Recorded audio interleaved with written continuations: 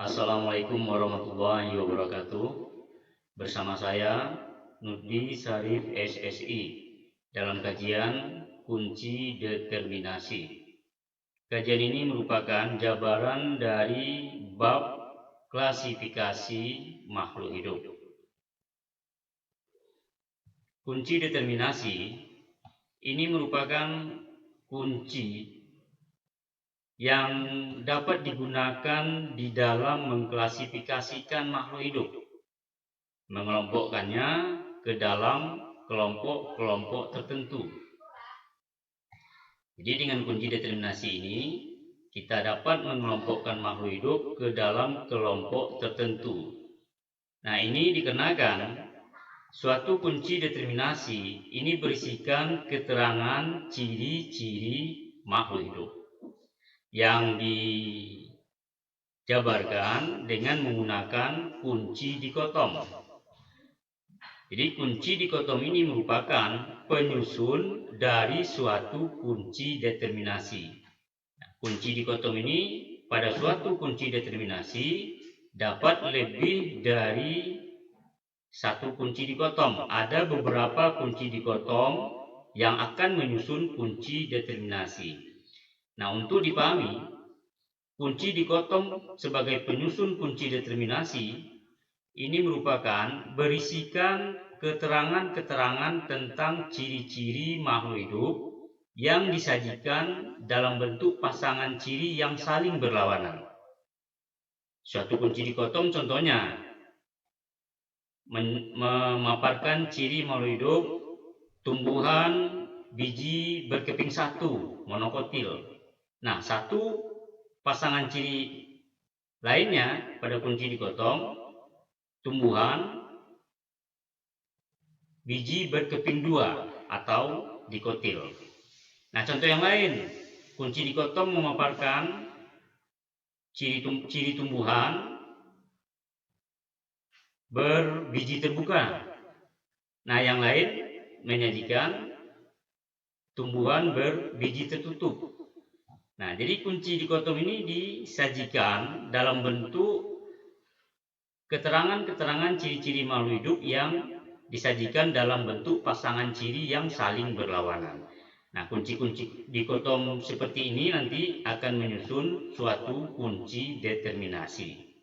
Sekali lagi, dengan metode ini, dengan teknik kunci determinasi ini, kita dapat mengklasifikasikan makhluk hidup berdasarkan persamaan dan perbedaan ciri-ciri yang dimiliki, sehingga dapat memudahkan kita mempelajari makhluk hidup yang beraneka ragam secara lebih mudah. Baiklah, untuk lebih dipahami kita coba dengan suatu soal. Nah, diketahui kunci determinasi 1A, tumbuhan dengan batang tidak sejati. 1B, tumbuhan dengan batang sejati. 2A, pada batang tidak ditemukan jaringan pembuluh. 2B, pada batang terdapat jaringan pembuluh. 3A, tumbuhan tidak berbunga. 3B, tumbuhan berbunga. 4A, pada daun terdapat bintik kuning atau coklat atau istilahnya pada daun terdapat spora. 4B, pada daun tidak terdapat bintik kuning atau coklat, atau bisa dikatakan pada daun tidak terdapat spora. Nah, ini adalah suatu kunci determinasi. Nah, pasangan pernyataan-pernyataan yang disajikan ini merupakan kunci-kunci dikotom penyusunnya. Ada 4 pasang kunci dikotom yang menyusun kunci determinasi ini.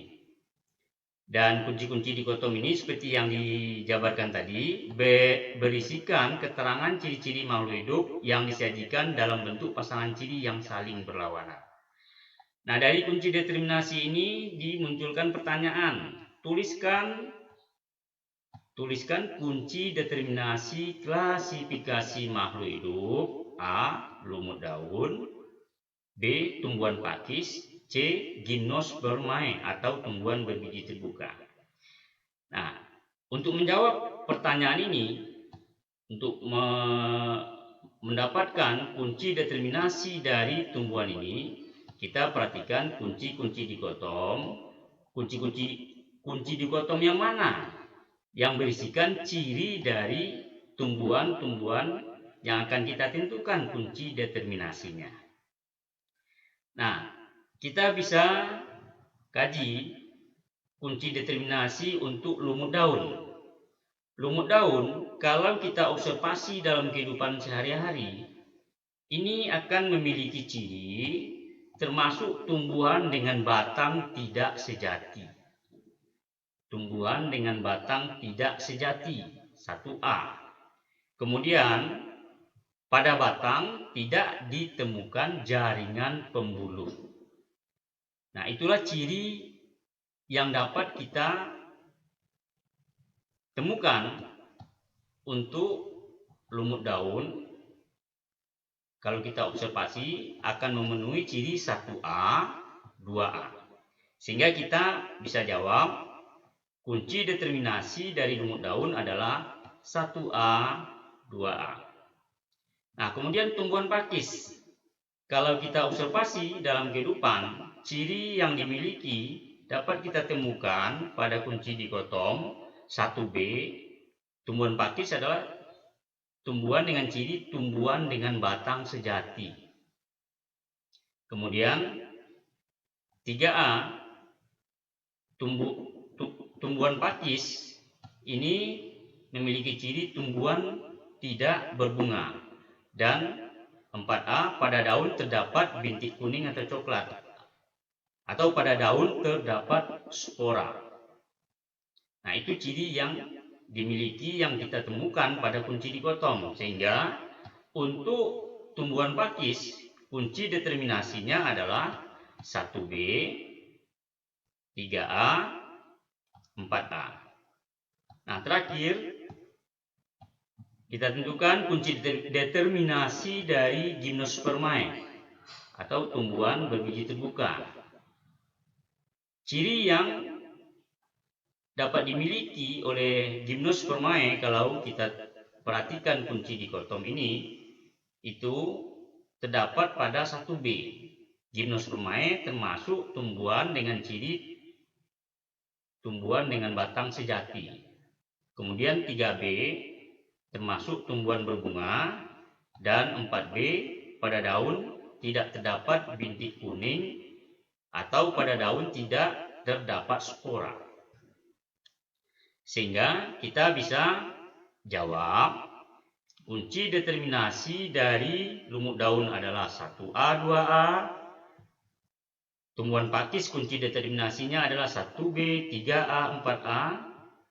Dan Gymnospermae kunci determinasinya adalah 1B, 3B, 4B.